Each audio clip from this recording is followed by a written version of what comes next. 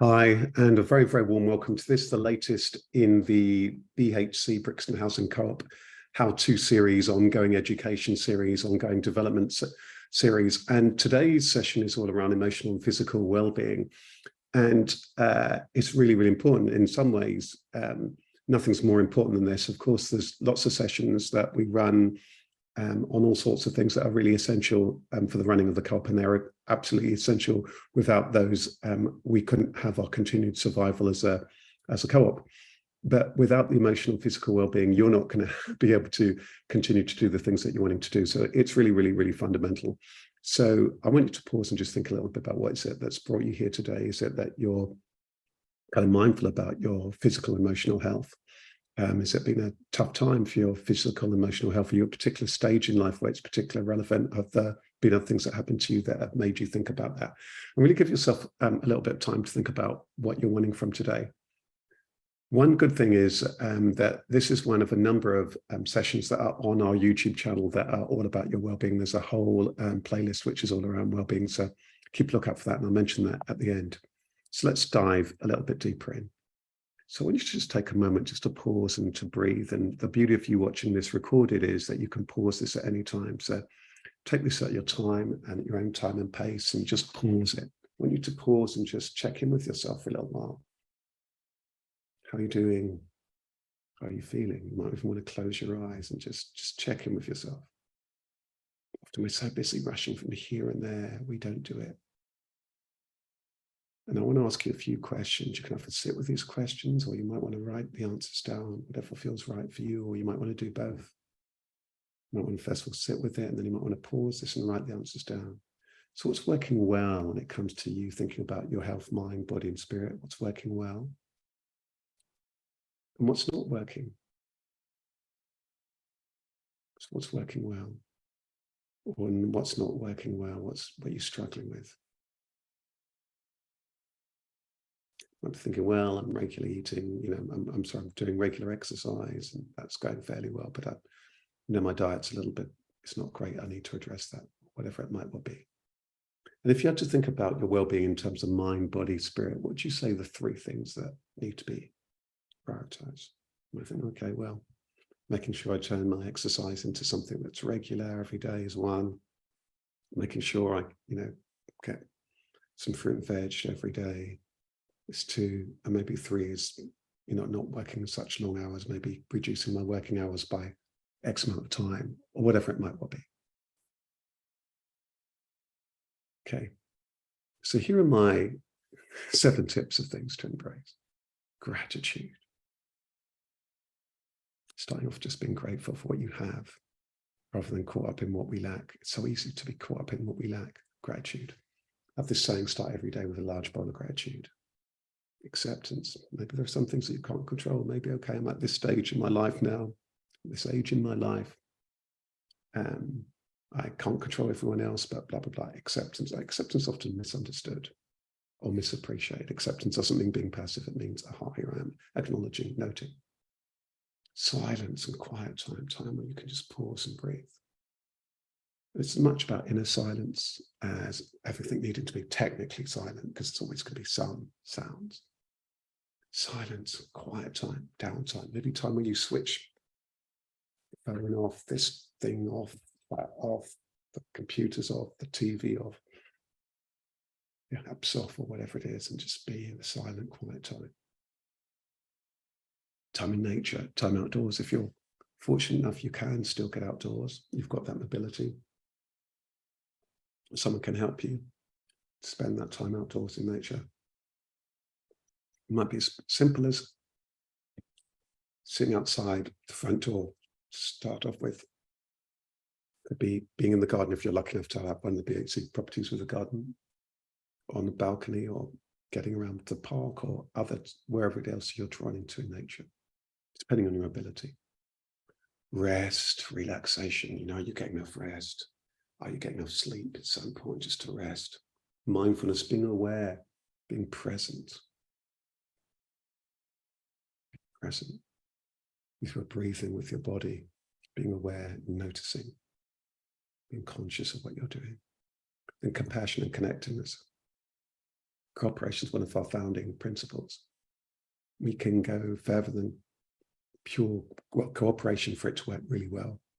There's real compassion, caring for oneself and others, and connectedness. So here are my 7 things to embrace. Maybe pause here, take it in, think, where are you strong, what you need to work on. What I want to talk a little bit about now is time and energy management. I'm just going to talk about this briefly, and because it might be, if you're wanting to learn more about this, come along to one of our live sessions. We run this particular session once a year. The top left here, we've got energy, space, and time. We often think about things purely in terms of time, but where are you in terms of your energy? Where's your energy at? And what does space mean for you? Thinking space, head space. If we turn to the picture in the top right, you've got this thing about content here, how much content you've got, but then is your energy high or is it low? The expectations of you or others high or low? Sometimes we need to reduce the expectations, especially if there are times where our energy is low, or maybe we can extend them when our energy is higher. But being aware of saying too much content leads to discontent. This bottom left one is all about how you organize your time for a year, per month, per week. Might help you to be a bit more organized, a bit more structured, or a bit less structured. And again, this picture at bottom right is all about space. Again, that head space, thinking space, outdoor space, structure. Sometimes putting structure in place can help us. And serendipity for me is about the happy accidents, allowing a little bit of time for the chance, intuition. For me, this is about chance, intuition, all of those things. Okay. So again, here on this slide are just some tips for your well-being. So maybe just take a moment here, if you can, to take these in. Space, talked about that, rest, relaxation, sleep, nature, hobbies, strategy. Maybe having some clear goals, priorities. Knowing what your strengths are and playing to them, because that's really important. Sometimes we can be drawn to things that aren't our strengths. Of course, we're always going to want to develop. And we're getting caught up in things that aren't our strengths. Playing to your strengths, what you're good at, what are other people good at, so you can play to other strengths as well. Simplicity, sometimes just having a short list rather than this long list. I need to do this, I need to do that. That can be quite stressful. Systematic things, maybe your desk, your files, or whatever, or your home, just having a little bit of systems which might just organize things for you and support building rich relationships. Perhaps letting go of the gossip. Really important one here in the co-op. Maybe you're in committees, maybe you're here, maybe with your neighbors, building those rich relationships. Of course, not everyone's going to be necessarily your best friend or whatever, but you're wanting to be kind, cordial, courteous. And in some cases, building it, and when you think about your wider life, building those rich relationships, or letting go of relationships, or letting them just be, recognizing they're at, and knowing what degree of closeness and distance works for you and others too. And serendipity, which is like just opening up to those possibilities of life. And maybe factoring time for those distractions, or that you're going to want to spend a little bit of time on this or that, or to watch TV or whatever it might well be, or things on online or whatever it might well be, or when you're chatting or whatever it might well be, whatever those distractions are for you, and everyone's kind of different with that. Maybe sometimes factoring those time for those distractions of the fun and for hobbies, and knowing when your energy is high and when it dips. I talk a lot about you and the life you seek. Life you seek has so much to do with the company you keep. So what we've got here in these 3 circles, first of all, the middle one, you, what's the time you need for you? Next, we've got this inner circle. That's about the people who are nearest and dearest. I see it like a rowboat. You can't have people rocking the boat in the inner circle. You might need to let those relationships be, or breathe, or let go of certain relationships kindly, mindfully, compassionately. Or it might be time of bringing people into the inner circle and your network. Idea here is that you want to have a good, broad network of all sorts of different people, different types, backgrounds, ways of thinking, doing things. That's how we grow and we learn. I'll share more about this on the in-person one if you're able to come into an in-person session, but that's something to think about. What's the time you need for you? Who's in the inner circle? Who and what do you need in the wider network? Pause here, sit with this. So again, here are some of those tips to help you maybe strategize and systemize and to simplify your life. Those clear goals, know what's important and what's not. That gives it, but allows you to take perspective. Take regular breaks, lunch, sleep, rest. I have the saying, if you don't take breaks, then you're going to break. Break big tasks into small, manageable chunks, bit by bit by bit. And it might be the same when we come on to things like your physical health later. Instead of trying to do an hour every day, 10 minutes a day might be your starting point. Or a little bit by bit in various things. Yeah, so those are some tips. If you've got regular tasks, maybe you could put a system or process in place. Maybe if can you save time by having templates or draft emails or various things in place? Tip again, keeping those to-do lists short, trust in your instincts, and just know what works for you in terms of how you organize things. Maybe you're a kind of a paper, writing things down kind of person, or maybe you're an online paper person, maybe you're an online or thingy person. No, get to know yourself. What works for you? Maybe you might want to experiment. So it all begins with you. It's about taking time to think about what you like at your best, what you like when you're stressed, what do you like when you're facing challenges and put to the test, and what are the things that bring you joy and happiness, and what are the things that press your buttons and pull your triggers. Give those things some thought, maybe pause here. And again, if these things resonate with you, come along to one of our live sessions there. Currently, they're all run online. They'll give you more space to explore these things. But I invite you to sit with these questions, maybe write the answers down. And remember, this is where we started. These 7 things to embrace. Take a look at these. Where are you strong? And what perhaps is it that you need to embrace? Here are some things to avoid. Avoid arguments and gossip, criticism of yourself and others. I say you should be your own ally, ambassador, beloved, and best friend. And judging others. Who appointed us as the judge? We've got lots of other sessions that are on things like communication skills and so on that can also help us look at the list when you see it in the newsletter. So yeah, just be aware and mindful in your daily life. Those arguments, try and avoid them. What you like in the mornings or later on in the afternoon. Be just aware of yourself. What are things that stress you? What are things that help you to then pause and relax? If you know that the car journey or the train journey or whatever is going to tax you, how can you prepare yourself beforehand? If you know that you're at risk of burnout, how is it you can slow down, cool down?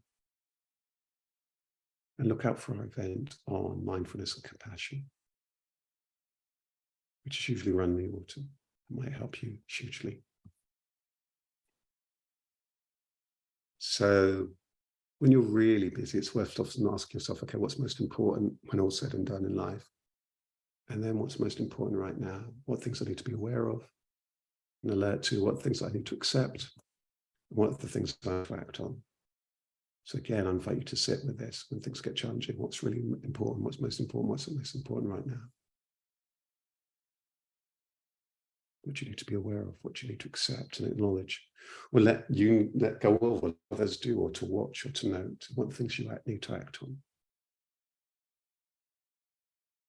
And then just a little bit about physical well-being. Now I'm a life coach and a career and business and leadership coach. I'm not a physical fitness coach, but there are many things that we all know about our own physical well-being.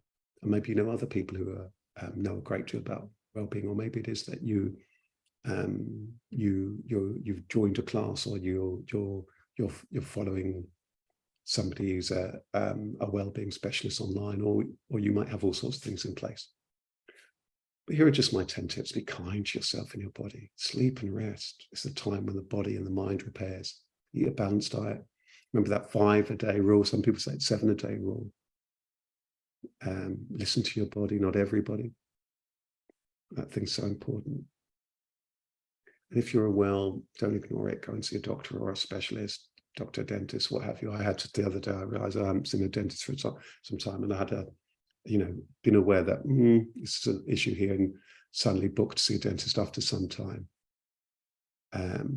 So, these things are really, really important. Exercise daily. Find something that's fun. When it comes to exercise, what could be fun for you? How could you make it fun? Maybe you're the kind of person who exercises well by yourself. So you can go for whatever it might work for you. You might be the kind of person who, if you're able to, if you've got use of your legs, swim, or maybe you swim, or maybe it is that you get out into nature, maybe it is that you cycle, maybe there's all sorts of different things you do, maybe it is that you do stretches. What is it that works for you? Are you kind of also, you might be a kind of solo person, or are you best with a group or with a friend or somebody? Give some thought to what might work for you. And we've talked about that thing about getting outside. Experiment, maybe try something new, see if it works for you.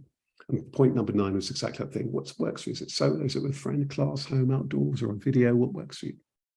And hobbies, art, sport, creativity. Maybe you used to do things in the past, maybe you used to play instruments and all of that kind of stuff. Maybe it's time to bring those things in, or games. These things can be good for your physical well-being often, and for your emotional too. And here are my 12 strategies to avoid stress and burnout. And I can't quite remember, I might have a separate video for these. So going clockwise, spot, be aware of those signs. Sleep, getting the sleep you need. Self-care.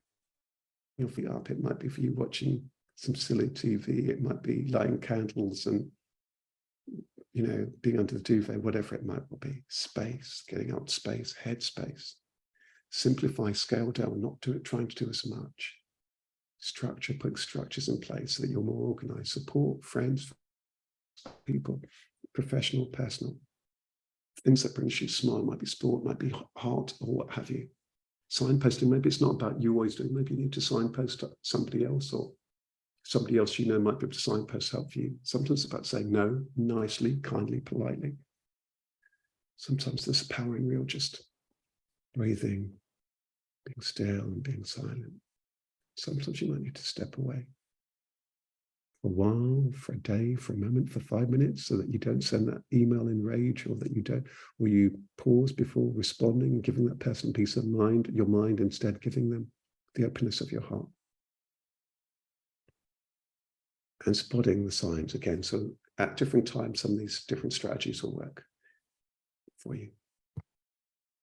And here are my 12 tips for personal growth: taking responsibility for your own life and your own actions, letting others do the same. Building those strong relationships, letting go of the negative ones. Knowing what your goals are, keeping perspective. Remember that thing we said also about taking things. Don't get lost in the small stuff. Work to your strengths than others, and breaking those big tasks into smaller chunks. Trying to create that more space, support, and simplicity in your life. A lot of today's been about that, avoiding conflict and choosing compassion.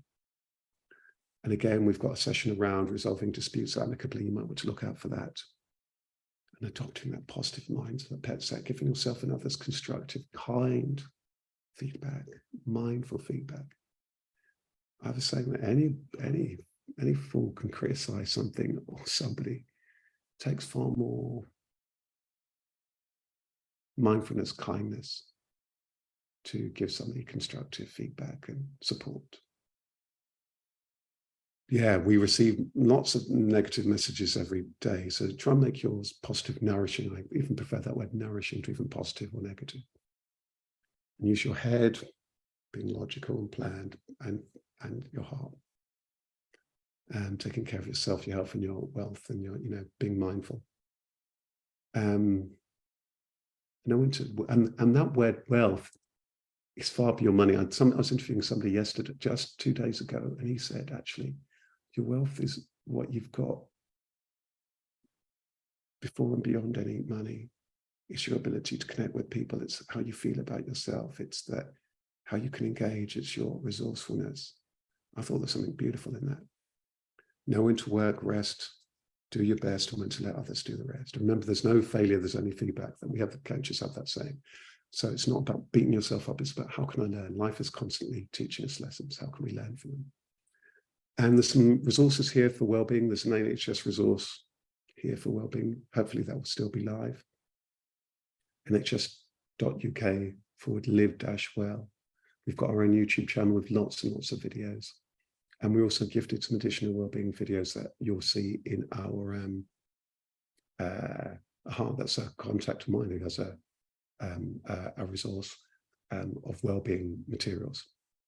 But we've also got our own lots of videos here on YouTube. So pause this, go back, play, go back to a particular slide, come back to this whenever you want, enjoy the other videos. And I hope this has been really useful for you. Wishing you all the best. Take really good care. Lots of love from me, Rashid, and from all of the comms team. Bye. Take care.